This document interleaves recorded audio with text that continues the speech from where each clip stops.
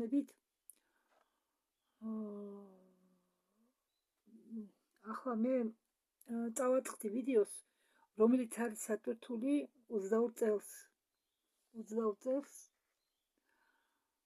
22 წლის 31 ოქტომბერს.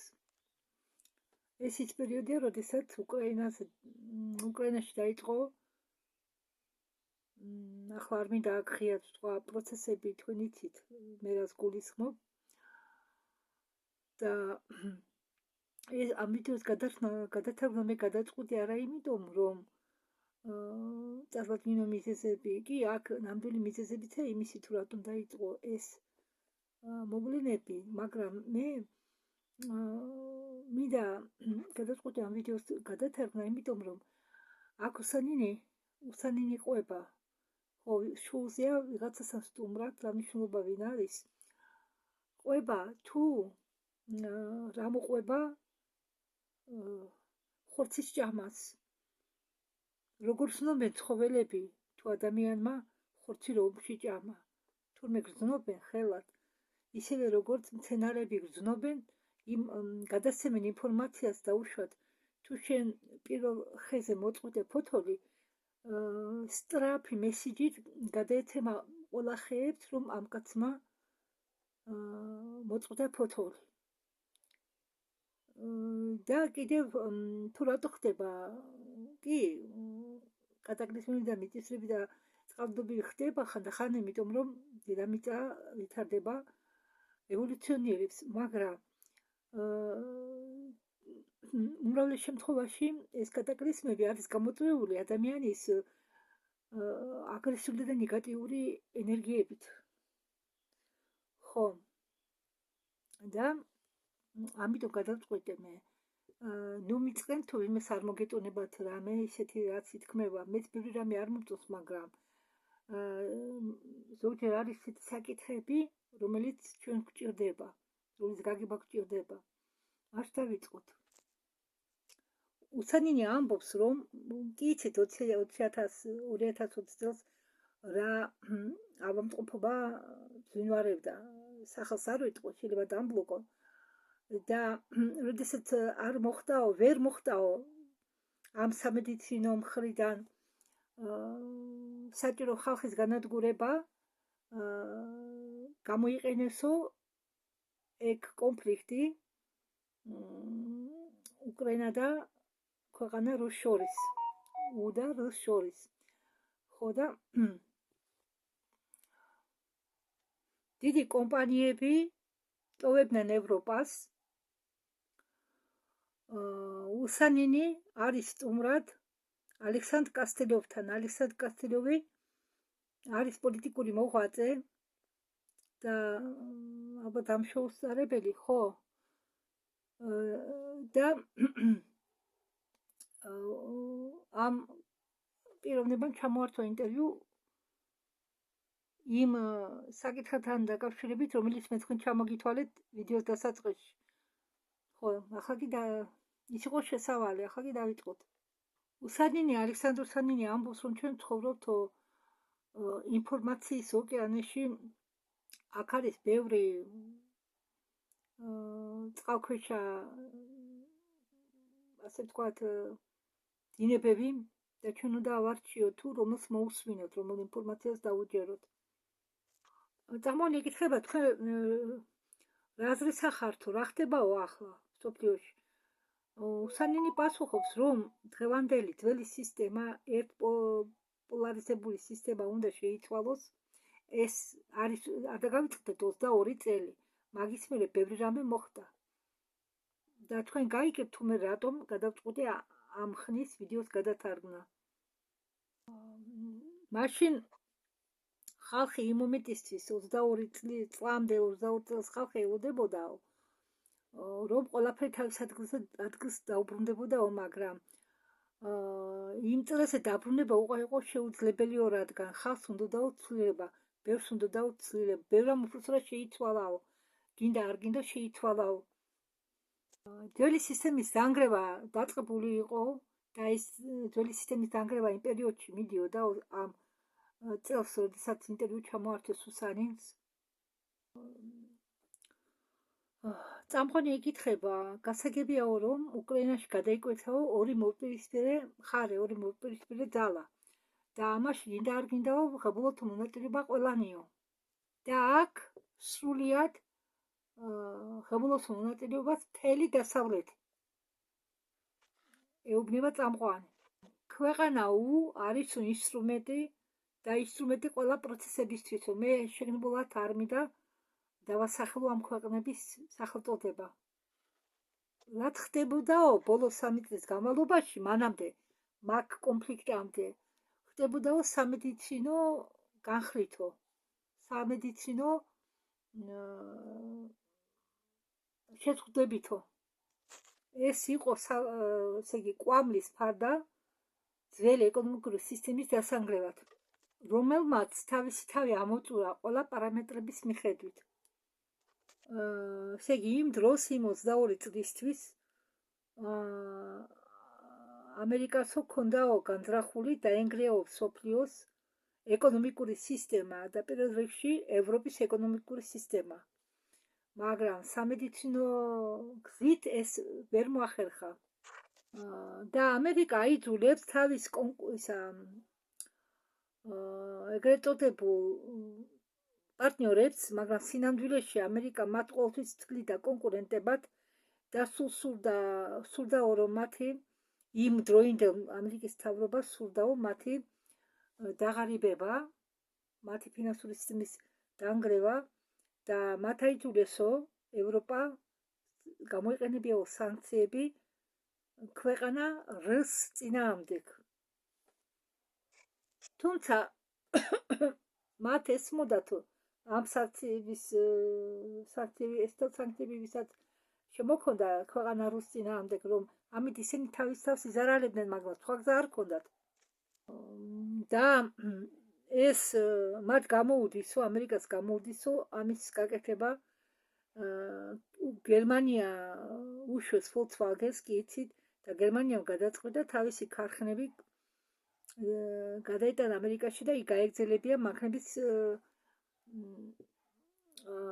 გამოშვება, რადგან ისინი ეჭვობენ თუ დაღარიბდა, თუ ფინანსური სისტემა ევროპისა დაინგრა, დაიშალა, ევროპაში უკვე ვერავინ ვერ იყიდის ამ მანქანებს, არამედ რომ თითქოს მანქანებს ეყიდიან ამერიკაში.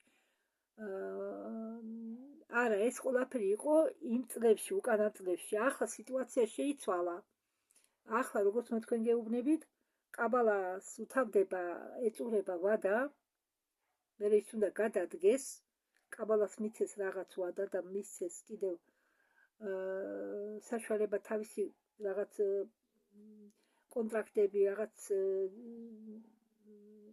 მოეგვარებინათ, დრო უნდა ამ კონტრაქტების და რაღაცების დრო იწურება. ბიზნეს მაგნატებიც თვლიდნენ უკვე იმ პერიოდში, რომ თავისი ფინანსური ბიზნეს პარტნიორობის ევროპაში გაგრძელება იყო სისულელე და არ იყო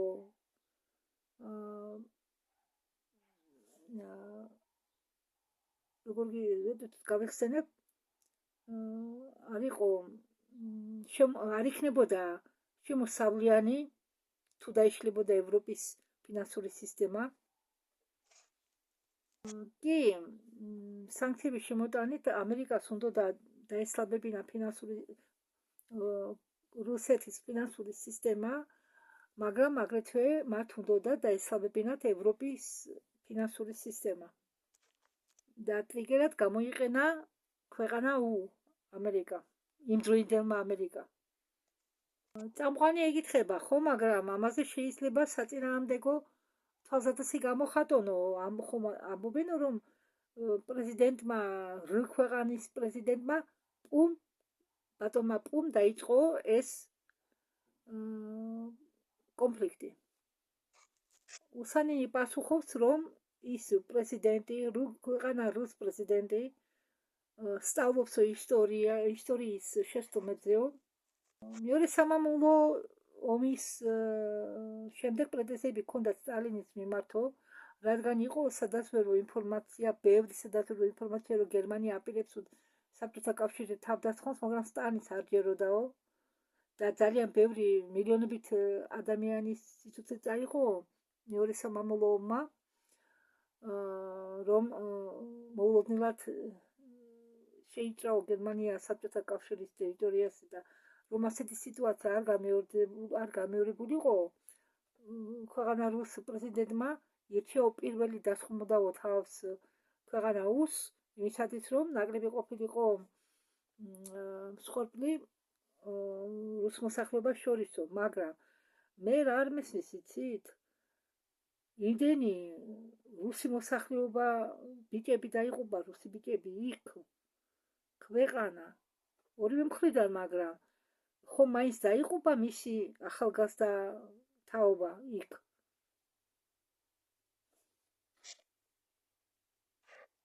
და მეორე სამამულო ომის დაწყებით ჰიტლერმა შეძლო სამხედრო საბჭოთა კავშირის სამხედრო მარაგის 80%-ის განადგურება. და მილიონი ადამიანი იყო აყვანილი ტყვედ რამდენიმე დღის განმავლობაში. და დაჭირდა 2 წელი, იმ ომის 2 წელი, რომ ამ დარტყმისგან გონზე მოსულიყო საბჭოთა კავშირი. და ქვეყანა რუს პრეზიდენტი ამბობდა, სანამ კონფლიქტი დაიწყებოდა ქვეყანაში, რომ თუ ჩხუბი გადაუვალია, ჯობია ეს ჩხუბი დაიწყოს მან პირველმა. და ამერიკა ეხმარებოდაო უკრაინას ამ კონფლიქტის დროს იარაღით.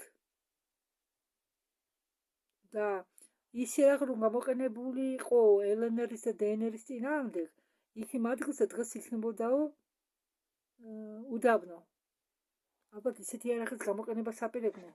ხო, დნმ და გდრის გაერთიანება მოხდაო რუსეთის დახმარებითო, რუსეთის შუადღომლობითო, მაგრამ იმ პირობითო, რომ ნატოს ბლოკი არ გავრცელდებოდაო მათიან ქვეყნებში, მაგრამ პირიქით, მათიან ქვეყნებში კი არა, ამერიკის ნატოს ბლოკმა შთანთქა ყველა ყოფილი საბჭოთა კავშირის ქვეყნებიო. როდესაც ნატომ დაიწყო უკრაინელი ჯარისკაცების ვარჯიში, პრეზიდენტმა პუმ მისცა ვადა ერთი თვე, რომ ეს ყველაფერი შეეწყვეტათ. მაგრამ როდესაც არ შეწყვეტეს, გადადგა ნაბიჯი. კუჩმა, რომელიც იყო ერთ-ერთი პრეზიდენტი უკრაინისა, ერთ-ერთი პირველი პრეზიდენტი უკრაინისა, ეს ამბავი ბევრმა არ იცისო. და როდესაც ეს კუჩმა იყო ერთ-ერთი პირველი პრეზიდენტი უკრაინისაო, კუჩმა გაიგზავრა ერჩენიო დროს რუსეთში ელცინთან. იმ პერიოდში ელცინმა დააწყო ძალიან კარგი ურთიერთობები ამერიკასთან და იმ დონემდე იყვნენ ესენი ეს ორი ქვეყანა კარგად, რომ ამერიკელი სავეტინგები, რჩეველები აძლევდნენ რჩევებს თუ როგორ უნდა ემართათ რუსეთი. კონსტიტუციის რაღაც პარაგრაფები, რომლებიც იმ პერიოდში მიიღეს, სინამდვილეში იყო ნაკარნახევი ამ რჩევლების მიერ, რომელსაც ეკავა მთელი სართული. 8 რჩეველი ყავდა გონი ელცინს, ამერიკელი მრჩევლები. ხო, და რუსეთის კანონებს და კონსტიტუციის რაღაც პარაგრაფებს იღებდნენ ესენი. წარმოგიდგენიათ, ეს ამერიკელი მრჩევლები. ხო, ელცინი ტრაბახობდა, აი ჩვენ როგორც იქნაო კომუნისტური რეჟიმი დავამარცხეთო და ამით იკვეხნიდაო. ელცინს დამოუკიდებლად არანაირი გადაწყვეტილება არ მიუღია არასოდეს. მის მაგივრად იღებდნენ ის ამერიკელი მრჩევლები ყველა გადაწყვეტილებას. ესე იგი, ყოველ მიზეზზე, ყოველ გადაწყვეტილებასთან დაკავშირებით ის ურეკავდა კლინტონს და რჩევას თხოვდა. იმავე სიტუაცია იყო უკრაინაში. კუჩმა საკონტროლებდა ამერიკა. და როდესაც კუჩმა ჩავიდა ელცინთან მოსკოვში, მან კითხა, რა ხდებაო, არ იციო რა ხდებაო. ამერიკელები შენ გმართავენო, ამერიკელები უკრაინას მართავენო. მითხარიო რა ხდებაო, ელცინს ეკითხება. და როდესაც ამერიკელებმა მთხოვესო, კუჩმა ამბობს, დაენიშნა 8 მინისტრი და მათი გვარები და სახელები სიამოვნებსო. და როდესაც ერთ-ერთი მინისტრი აირჩიაო თავდაცვის ერთი პიროვნება თავდაცვის მინისტრად, მან დაიწყო ვარჯიშები, ვარჯიშობდნენ თითქოს ემზადებოდნენ ომისთვის. ხო, და კუჩმა ეკითხება ელცინს, ამერიკაო ხო კარგად გექცევაო რუსეთს, კარგად ვექცევაო ჩვენ უკრაინას და რატომ გვაწყობსო ჩვენ რუსეთის წინააღმდეგო. წამყვანი ეკითხება კი, მაგრამ კუჩმა ხომ ამერიკის მხარეს იყო. ალექსანდრ უსანინი ყვება ერთ ისტორიას, რომელიც მას მოუყვა მისმა მეგობარმა, ერთ-ერთ ბანკის წარმომადგენელმა, ხელმძღვანელმა იანუკოვიჩის მართვის დროს წვეულებაზე მიძღვნილი ევროსოიუზის მიმართ დალეულმა წუწუნი დაუწყო ერთ ამერიკელ სტუმარს, რომელიც ეს სტუმარი იყო ერთ-ერთი ევროკავშირის ბანკის გავლენიანი პირი და მას დაუწყო წუწუნი, რომ კრედიტები, რომელსაც თქვენ იძლევითო აძლევთ უკრაინას, ჩვენი პრეზიდენტიო ამ ფულს ჭამსო. იპარავსო ამ ფულს და მოსახლეობამდე ეს ფული არ მიდისო. ამ ბანკირმა, ამ სტუმარმა ასე მხარზე მოუთათუნა ხელი ამ მოჩივარს, უკრაინელ მოჩივარს და უთხრა, ნუ გეშინიაო, ნუ ნერვიულობთო, ყველაფერი რიგზეაო, ისეაო ყველაფერი როგორც უნდა იყოსო. ასე უნდა იყოსო ყველაფერი, მასე უნდა მიდიოდისო ყველაფერი. ყველაფერი მიდისო გეგმის მიხედვით. ისო იმ ფულსო, რომელსაც ჩვენ უგზავნითო თქვენ ქვეყანას კრედიტის სახითო, ის ამ ფულს იპარავსო, სამი აქვს ეს ფული. ის ამ ფულს დევსო ჩვენთან მის ანგარიშზე ბანკში და როდესაც ის მოიპარავს ყველა ფულს, რაც თქვენ გადმოგირიცხეთ, დამოგეცით როგორც კრედიტი და ამ ფულს, ყველა ფულს დადევსო თავის ანგარიშზე ჩვენთან, ჩვენ დაგეხმარებითო მაგის გადმოგდებაში. და ამის შედეგად თანხა, რომელიც თქვენ მოგეცითო, ჩვენთან დარჩებაო, მაგრამ თქვენ მოგიწევთო ამ თანხის პროცენტების გადახდა. რადგან ჩვენო ეს თანხა თქვენ ქვეყანას მივეცითო კრედიტის სახით. ესე იგი თქვენ პროცენტების გადახდა მოგიწევთო. ეუბნება ეს ევროკავშირის ერთ-ერთი ბანკის წარმომადგენელი. იმ დროს მაიდანი, ხომ იცით ეს მიტინგები რომ იყო მაიდანის, ამ მაიდანის შეჩერება თავისუფლად შეეძლო მაშინდელ პრეზიდენტს. მაგრამ მას არ მისცეს ძალის გამოყენების უფლება, რადგან დაემუქრენ მისი ანგარიშით ევროკავშირის ერთ-ერთ ბანკში. და პრეზიდენტს რომ ძალა გამოეყენებინა და გაეჩერებია მოედანი, ხელად იტყოდნენ, რომ პრეზიდენტს აქვს ანგარიში საზღვარგარეთ. ხო, მას დაურეკენ ამერიკიდან, მაგ პრეზიდენტს იმ დროს მაიდნები რომ ტარდებოდა და უთხრეს, ჩვენ ვიცით თქვენი ანგარიშის ნომერი, ვიცით რამდენი თაღადენაო იქ, თქვენ თუ ძალას გამოიყენებთო, თქვენ ანგარიშს დაბლოკავთო. ასე დაემუქრენ მაშინდელ პრეზიდენტს და აუგზავნენ მაიდანის წინააღმდეგ ძალის გამოყენება. და როდესაც ეს პრეზიდენტი მაინც ჩამოაგდეს, მას მოუწია დამალვა რუსეთში, რადგან ევროპაში მას მოკლავდნენ, ევროპაში რომ წასულიყო. და ის ამას ვერ ავცელებს, ვერ ამბობს რა გაუკეთეს ამას და რა მოუვიდა და როგორ აქციეს ზურგი და როგორ დაკარგა მთელი ის ფული, რაც მოიპარა. ამას ეს ვერ იტყვის და გაჩუმებულია. და მან ეს ფული მაინც დაკარგა, მაგრამ ხო ვერ იტყვის მე მომატყუესო. და ჩემი ფული დაბლოკესო, მოპარული ფული. ის ფული რომელიც თან მოიპარა, უკან დაიბრუნა ამ ფულის პატრონმა. ხომ, უსანეს მოყავს მაგალითი ტრამპისა, რომელიც გათიშე YouTube-დან, Facebook-დან და ტრამპმა თქვა, რომ ამერიკა დაიპყრო სატანისტურმა ძალებამ, ნეონაცისტურმა ძალებმა. ეს მაშინდელ დროს ტრამპი ერთ პერიოდი ხომ იყო კიდევ პრეზიდენტი, ეს მისი მეორე არჩევაა. იმ პირველი პრეზიდენტობის არჩევნის დროს მის წინააღმდეგ ბევრი წინააღმდეგობები ხდებოდა. ამერიკის სკოლებში უკვე იმ დროიდან 2002 წლამდე დაიწყო აგიტაცია. ტრანს, ესე იგი, როგორც აგანს ასწავლიდნენ ლესბო საგნებს, რომლებიც შეიცავდნენ სწავლებას, ასწავლიდნენ ლესბოსელებზე, ცისფრებზე, პედოფილია, საერთოდ სატანურ რაღაცებზე. იმდენად იყო ჩანერგილი ეს სატანისტები სასწავლო უმაღლესებში, სკოლებში და ასე შემდეგ. უსანინი ამბობს სამწუხაროდ ელცინის დროსო ისეთი გავლენა მოახდინაო ამერიკულმა მხარემ ესე იგი რუსეთის სწავლებაზეო, მათი აგენტები დღემდე არიანო რუსულ სასწავლო უმაღლეს დაწესებულებებში მუშაობენო იქ და მათი გავლენა იმდენად ძლიერიაო, რომ ამასთანაც უნდა ვიმუშაოთო. უსანინი ახლა მივადეკით იმ თემას, რაც რამაც ძალიან დამაინტერესა და მოვიდუმე ამ ვიდეოს გადათარგვა. როდესაც ჩვენ კლავთო ცხოველებსო, კლავთო დედები კლავენ უმცროსში თავიანთ არ დაბადებულ შვილებსო, ამ დროს ბუნება იძლევა საპასუხო რეაქციებს. როდესაც ადამიანები ხდებიან აგრესიულები ერთმანეთის მიმართ და სხვა ცოცხალ არსებების მიმართ, ეს იწვევს აგრესიას ბუნების ძალების მხრიდან.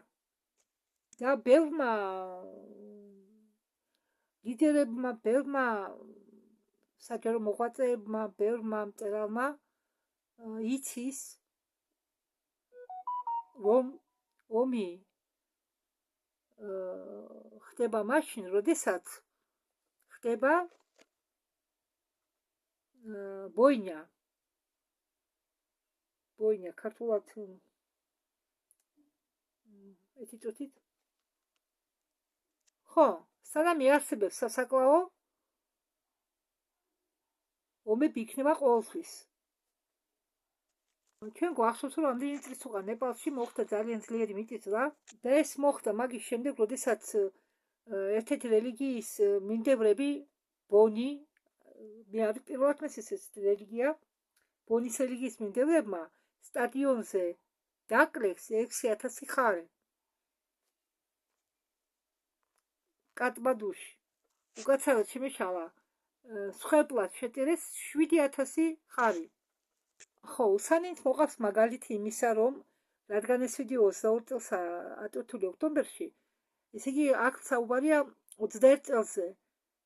და უსანინი ამბობს, რომ შარშან, ესე იგი 2021 წელს რუსეთში გაკეთა 120,000 აბორტი. ეს არის თუ გენოციდი პატარა ბავშვების წინააღმდეგ, არ დაბადებული ბავშვების წინააღმდეგ. ხო, ესე იგი სლავიანები, ქალები სლავიანი წარმოშობისა კლავენ თავისი რასის წარმომადგენლებს, სლავიანებს, რადგან მათი ბავშვები ხო ბავშვები სლავიანები არიან, ხო, მშობლების ხაზით. საერთოდ ყველა რელიგიები გძალავენ მკვლელობას. ახლა თუ მუსულმანები რო ამბობენ წმენის სახელით გასამართლებელია სხვა უცხო წმენის ადამიანის მოკლა. ხო, იმიტომ რომ მისი წმენის თუ არა ვინმე, ესე იგი არ არის მორწმუნე. ისე უცხო წმენის ადამიანი არ ახსნით თურმე სიცოცხლეს. ამას ქადაგებენ ტერორისტები, მუსულმანი ტერორისტები. ექიმებსაც დაავიწყდა თავისი ფიცი, ჰიპოკრატეს ფიცი და კლავენ პატარა ბავშვებს, ჩულ ბავშვებს მუცელში. და ეს მიაჩნიათ სამედიცინო ეტიკად. ხო, ექიმებს ჰიპოკრატეს ფიცის მიხედვით არ აქვთ უფლება წაიღონ ვინმე სიცოცხლე ან გააკეთონ ევთანაზია. შენ როდესაც რამე უსამართლოს ჩაიდენ, გართობის მიზნით კლავ ცოცხალ აცებას, შენ ბუნების მხრიდან მიიღებ საწინააღმდეგო რეაქციას. ალბათ გაგიგიათ რადანევსკი გვარი. წმინდა რადანევსკი, რომელიც რადანევსკი რუსულად ეს იყო ქრისტიანობის მიმდევარი და უკვე ფერმერი როდესაც იყო დედა მაგით, მან არ ცნობია დედას რომ ხორცი არ ეჭამა. და როდესაც ის დაიბადა, ის დედის ძუძუს არ წოდა თუ დედას ჰქონდა დაჭამი ხორცი. გრძნობდა ბავშვი ამას და არ ეკარებოდა დედის ძეს თუ მან ჰქონდა დაჭამი ხორცი. გრძნობდა ბავშვი. უკვე მუცლიდან იყო და დედა მიხვდა, რადანევსკის დედა, რომ მას ჰყავდა უცნაური სხვადასხვანაირი შვილი. სლავიანები საერთოდ არ ჭამდნენ ძროხის ხორცს. მე-10 საუკუნემდე. ყოფილა ისეთი შემთხვევა, როდესაც ივან გროზნიმ 6 მუშა დასაჯა სიკვდილი იმის გამო, რომ ხპო დაკლეს.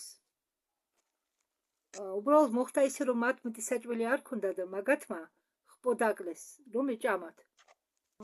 და ჟედმიტრი იყო გამოჭერილი, როგორ ჟედმიტრიმ მოინდომა შემწვარი ხპო და იმ დროს სლავიანები ხომ არ ჭამდნენ ხორცს, ძროხის ხორცს და ხპოს ხორცს და მიხვდნენ, რომ ის ნამდვილი დმიტრი არ იყო, ნამდვილი დიმიტრი. ეს მგონი თუ არ ვცდები გროზნის ვაჟი არ მახსოვს, მეც არ ვიცი ვინა ეს კაცი. წარმომადგენელი, სამეფო წარმომადგენელი და ამით მიხვდნენ, რომ ის არ იყო ნამდვილი მეფე. და ხელად გაიგო ყველამ, რომ ის იყო თვითმარქვია. ეს დმიტრი იყო თვითმარქვია. და მიხვდნენ, რომ ეს თვითმარქვია დმიტრი არ იყო რუსი. და უსანინი ამბობს, თუ არ გინდათო, რომ დედამიწაზე იყოს ომები, ეს 22 წელი არ დაგავიწყდეთ. უნდა მიატოვოთო ხორცის ჭამა, რადგან ბუნება რეაგირებს აგრესიულად იმის საწინააღმდეგოდ, რასაც ჩვენ ჩავდივართ. ხო, ბევრი ცნობილი საჯარო ლიდერები ამბობდნენ, სანამ ხალხი ჭამენო ხორცს, ომები იქნებაო ყოველთვის. ხო, მე ეს იდეა მთლიანად არ გადამითარგმნია, რადგან ცოტა ისე რაღაცებზე ყვება, არ მინდა ვინმეში გამოიწვიოს უკურეაქცია. მე უბრალოდ ცადე ცოტ-ცოტად მე მიტანა თქვენამდე ყველაფერი. ხო და მე ფიქრობ, რომ არ ხის ამ ვიდეოს გახანძლივება. ჯერ ამასაც, რაც მე გადავთარგმნე, როგორ მიიღებენ მცენელები არ ვიცი, მაგრამ მე ცოტა შევარბილე ამ ვიდეოს აზრი. ნახოთ. იმიტომ რომ ძალიან იცით, რთული მისაღებია ასეთი საკითხები. ერთი აზრით არ არსებობს. მაგრამ მე ერთი მინდა ვთქვა. ადრე მეც ვიყავი მომხრე ამერიკის, ევროკავშირის. მაგრამ ამ ბოლო წლებმა გამანახა მე, რომ მithumedes ახლა, როდესაც თვითონ ტრამპი ებრძვიან კაბალას, სიღრმისეულ ხელისუფლებას,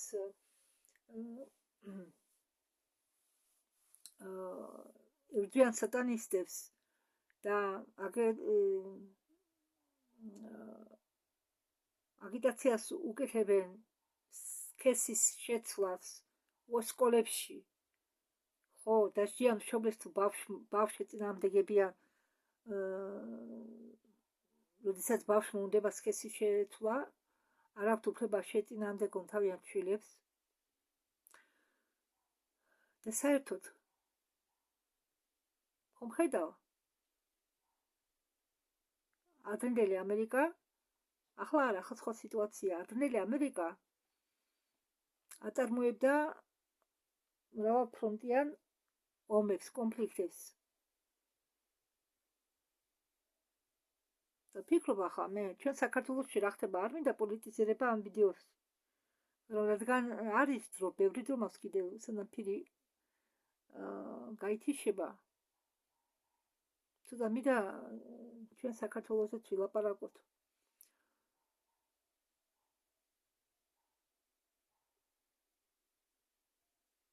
ეს მიტინგები საქართველოს დაყოფილია ორად. ამერიკაში წინს ესე იგი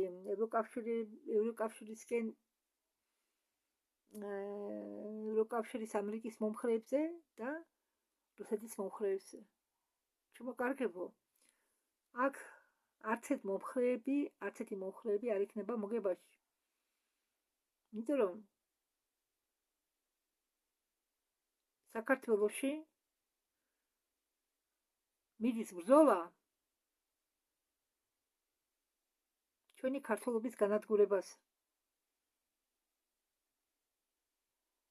ეს ევროკავშირი, ნატო და ბევრი ორგანიზაციები, რომლებსაც მართავდნენ კაბალა, რომლებსაც დიდი გავლენა აქვს ისრაელის პრეზიდენტს, თუ ის სიმართლე რასაც მაგაზე ამბობენ,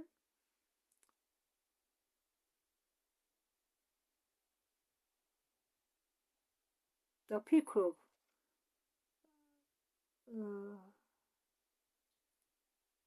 რომ მოხდა ეს რევოლუცია საქართველოში, სააკაშვილი რომ მოვიდა სააკაშვილის მთავრობა, ვერ დახმარებოდნენ, მაგი ვერ მოვიდოდა, მას დაეხმარეთ, განაც ცოტა თანხა ჩაყარენ აქ რევოლუციის შექმნაში. ვინ შეაჩერა ომი? 8 დღიანი ომი რომ იყო საქართველოში, ვინ შეაჩერა? იმ დიდი ქვეყნის რუს შემოჭრა იმ პრეზიდენტს გაუძნელდებოდა თბილისის აღება. საკურველი არა.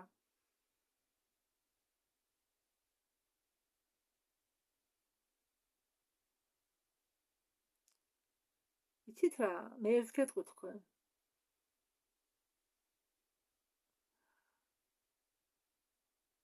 ძველი ამერიკის ხელისუფლება სიღრმისეული მთავრობა, რომელიც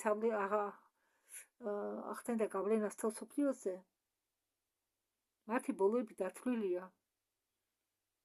კი, ნეგატიურ ინფორმაციას ავრცელებენ, რომ ხალხში პანიკა ჩათესო. არ აყვეთ არაფერს, არც ნეგატიურ ინფორმაციას და ნეგატიურ არაფერს არ აყვეთ.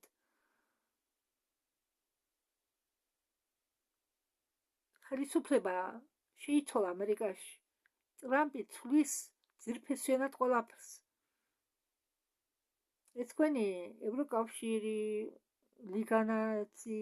ლიგანაცი ადრე იყო. ეს ნატო, ეს NASA. ორი NASA ხო ყავს ამერიკას. საერთოდ ამერიკა ქმნის იგილი შექმნეს ამერიკელებმა. ტერორისტული დაჯგუფება. ტერორისტულ ჯგუფებს ქმნიდა უბრალოდ ჩრდილოვანი ხელისუფლება და ისრაელის ახანდელი პრეზიდენტი უწყობდნენ ხელს ტერორისტებს. ამარაგებდნენ მათ იარაღით, ფულით.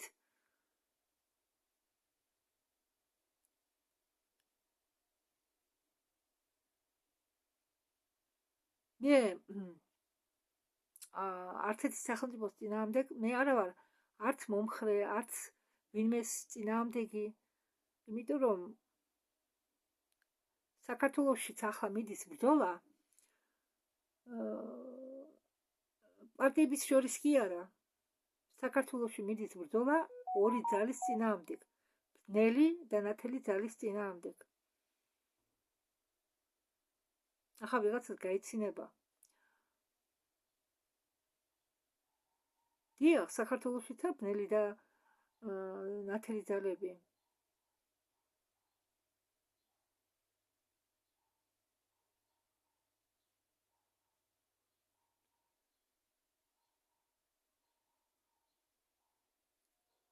ხალხი გამოდის კი მიტინგებზე. პარტიები ერთმანეთის წინააღმდეგ იბრძვიან. იარაღით არა, მაგრამ სიტყვით.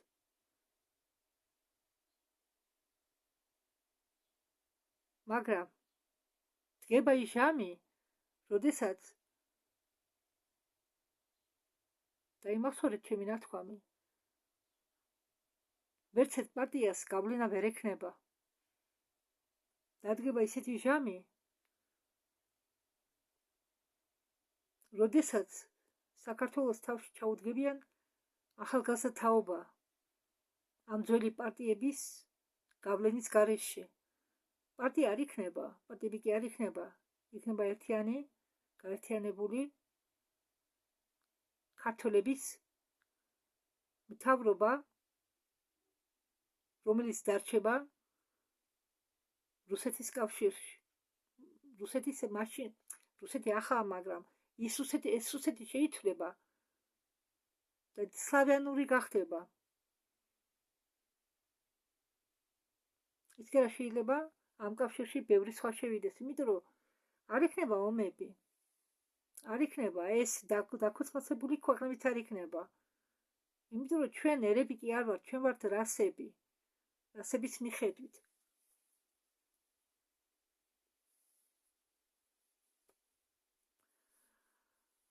ჩვენ ვართ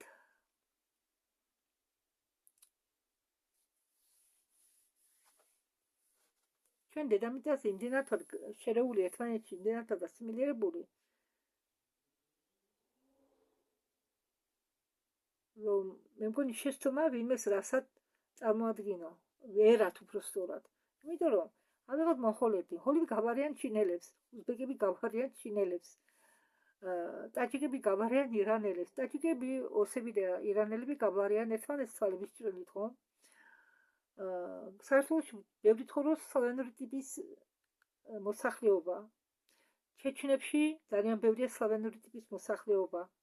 დაღესტანელებში ძალიან ბევრია სლავიანური ტიპის მოსახლეობა. ეს იმას ნიშნავს, რომ ჩვენ ყველას ვყავს ერთი წინაპარი. საერთო წინაპრები, ხო?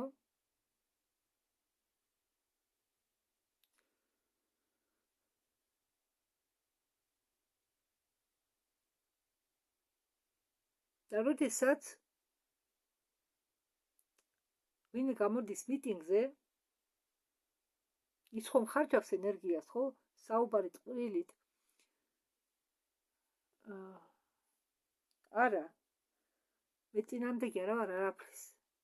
რა არც მომხრევა. რამე რომ შეიძლებოდეს ყოველწევილით, მე არავინ გამასწრებდა. მაგრამ ნეგატივი მხოლოდ ამძიმებს სიტუაციას. და ნეგატივი, როდესაც დაუშვათ გროვა ადამიანებისა ყვირის, წივის, ემოციებშია, ის იზიდავს მისნაირ ნეგატიურ ძალას, რომელიც იკვებება გავახით თავიანთი ნეგატივით.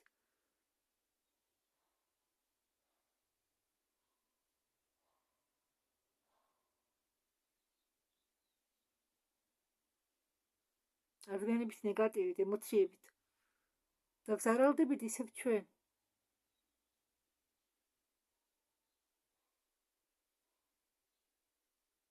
სწორი გადაწყვეტილებები მიიღება ხიზელ დამშვიდებულ გონებაზე.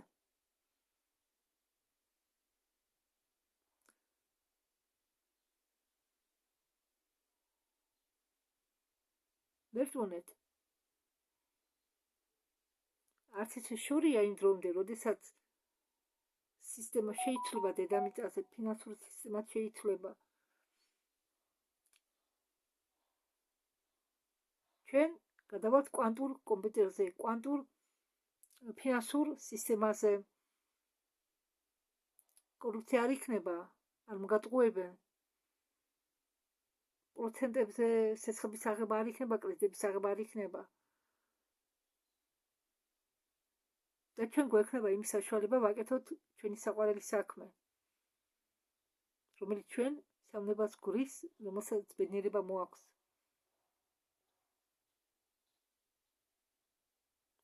ჩვენ თუ ახლა იძულებული ვართ ვიმუშაოთ დაუშვათ, არა, მაგრამ ვისაც ჯანმრთელობა გააჩნია, დილინა საღამომდე პური ოჯახები ვისაც ყავს, ვირის მუშაობენ, სისამოსლამდე, ზის ჩასვლამდე, ხო? ამის გაკეთების მიზეზი არ გექნებათ.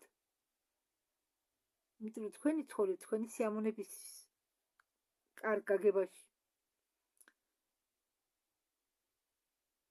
ხალხო,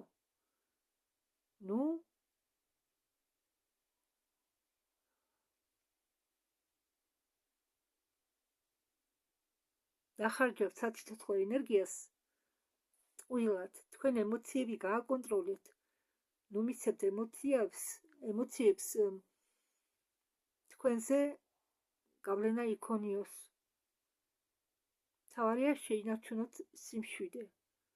იმიტომ რომ სახ და დამშვიდებულ გონებაზე კიდევ ამბობ ერთხელ წდება საჭირო გადაწყვეტილებები.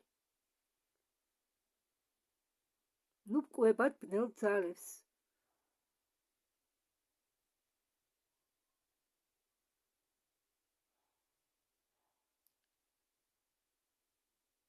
შეინახეთ თქვენი საცოცხლო ენერგია, რადგან თქვენ ის დაგჭირდებათ.